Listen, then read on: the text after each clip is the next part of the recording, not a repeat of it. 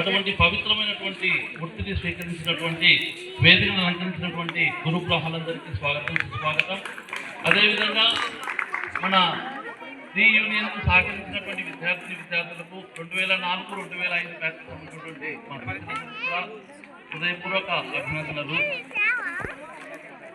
నేను ఇక్కడ దాదాపు 29 ఇయర్స్ నుంచి నైన్త్ సెన్స్ చెప్తున్నాను అన్నమాట. ఇక్కడ 29 ఇయర్స్. నేను 94-95 బ్యాచ్ ఇదే స్కూల్లో చదివినాను. నెక్స్ట్ వచ్చేసి 5 సార్ దగ్గర నేను ఇంటర్మీడియట్ చదువుకున్నాను వంశీ కాలేజీలో.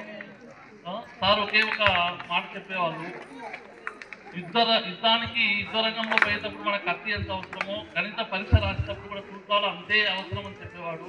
ఆ మాట నా యొక్క మనసులో చిరస్థాయిగా నిలిచిపోయింది. అదేవిధంగా నా స్టూడెంట్స్ కూడా నేను ఆ విధంగానే టేబుల్స్ కానీ సూత్రాలు కానీ బాగా వాళ్ళకు ఎడ్యుకేట్ చేస్తూ ఉంటాను.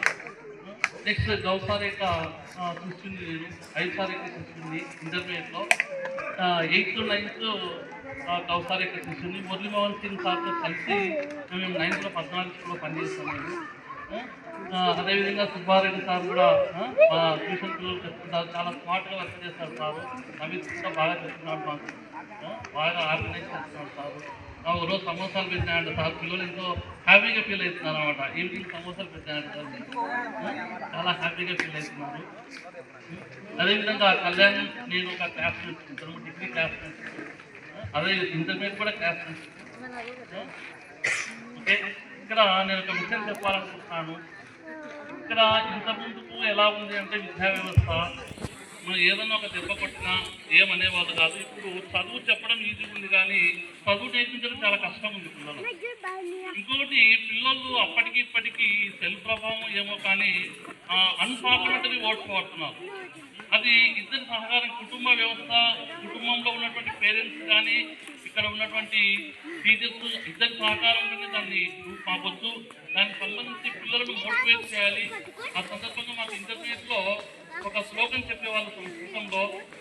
ఆ శ్లోకాన్ని మీకు వినిపిస్తాను, ఒకసారి వినండి. కేయూరాని నభూషయంతి పురుషం హారాన చంద్రోజ్వలాః న స్నానం న విలేపనం న కుసుమం నా అలంకృతా మూఢజాః బాల్యేకా సమలంకరోతి పురుషం యా సంస్కృతా ధార్యతే క్షీయంతే కిల భూషణాని సతతం వాగ్భూషణం భూషణం.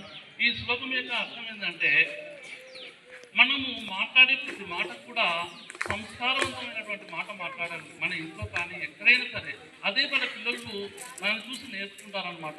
అంటే ఇక్కడ అదే మనకు అసలైనటువంటి ఆభరణం. కేయూరాని నభూషయంతి పురుషం అంటే, కేయూరాలు అంటే ఉషకీర్తులు అనమాట. ఆ రోజుల్లో రాజుల కాలంలో అవి ధరించేవాళ్ళు అనమాట. దానివల్ల వ్యక్తికి అలంకారం కాదు అని చెప్తున్నారు.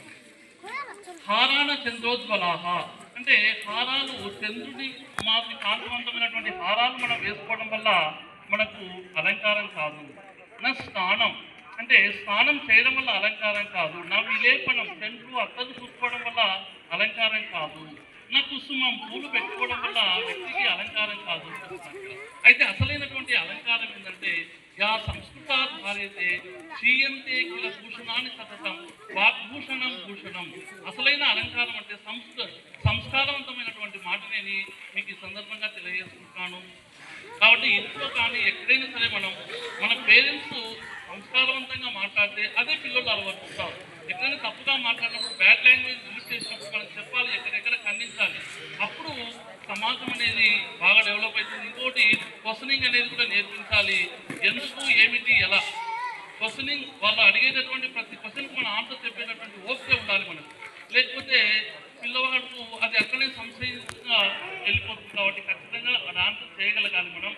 ఇంకోటి, ఈ యూనియన్ సాగించినటువంటి సుధీర్కు, కరుకు, నాగమణికి వాళ్ళకు కూడా ప్రత్యేక అభినందనలు తెలియజేస్తున్నాను.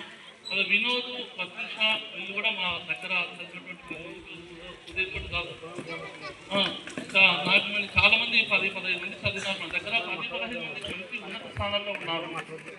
కాబట్టి బేస్ ఎప్పుడైతే బాగుంటుందో మంచిగా డెవలప్ అవుతారు.